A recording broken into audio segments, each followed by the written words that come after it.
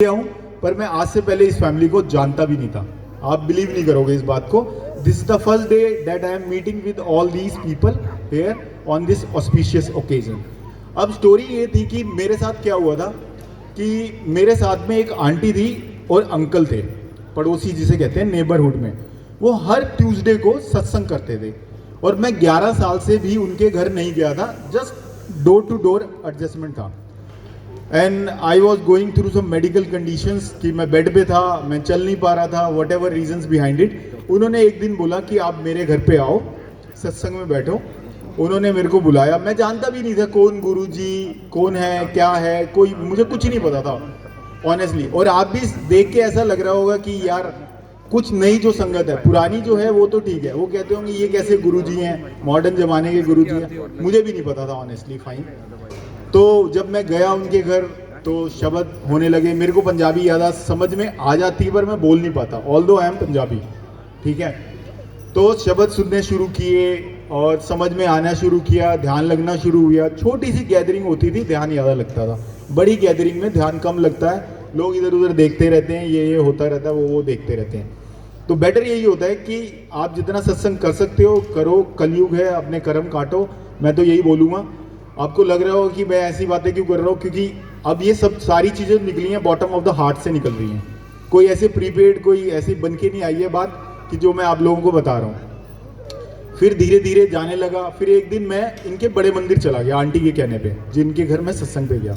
जब मैं वहाँ गया तो ऑनेस्टली आप बिलीव नहीं करोगे, मैं चल नहीं पा रहा था ढंग से, क्योंकि मेरी बैक में प्रॉब्लम था। मैं बेड पे था। गया, एक दिन गया, 2 दिन गया, 3 दिन गया। और लकीली वहाँ पर मुझे एक दिन एक अंकल मिले। उन्होंने मेरे को बोला कि आप सेवा करोगे। तो मैंने बोला कि अंकल मैं कर लूँगा, बट मेरी मेडिकल कंडीशन सही नहीं है, बट जो भी है मैं कोशिश करूँगा। तो गया, मैं धीरे धीरे गया।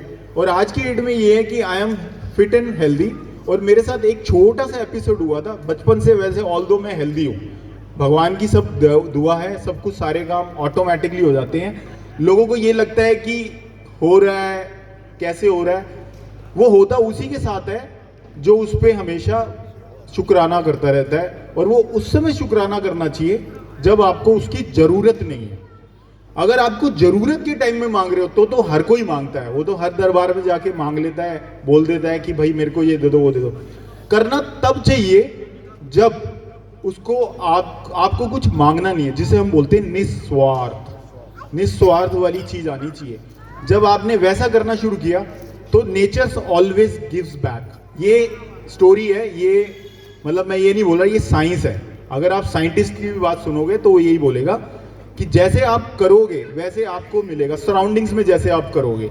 ये फैक्ट है। आप करके देख लो, कोई भी अच्छा काम करके देख लो, यू नेवर नो कि कब आपके वो अपने पास ऑटोमेटिकली चीज आएगी। तो आज मैं आपके सामने खड़ा हूँ, मेरे को सिर्फ इतना ही बोलना था। I was medically unfit at that time, now I am fit and healthy. Routine मेरा बिल्कुल बराबर है, पहले भी बराबर था, बट बीच में एक छोटा सा स्मॉल एपिसोड आया था। अब मैं भी ये सोच सकता था कि मेरे साथ ऐसा क्यों हुआ।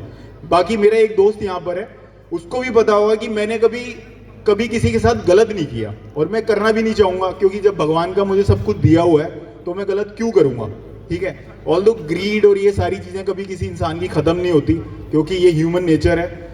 आपको अपना पता होना चाहिए कि ठीक है, सही तरीके से आ रहा है, वो मिल रहा है तो बेटर है, उसको आप चलाते रहो और करते रहो और भगवान का नाम लेते रहो। बट एक बात है, आप कुछ भी करो पर दूसरे के बारे में ना कभी गलत मत करना, नहीं तो वो जो हाई लगती है ना वो गड़बड़ कर जाती है लाइफ में।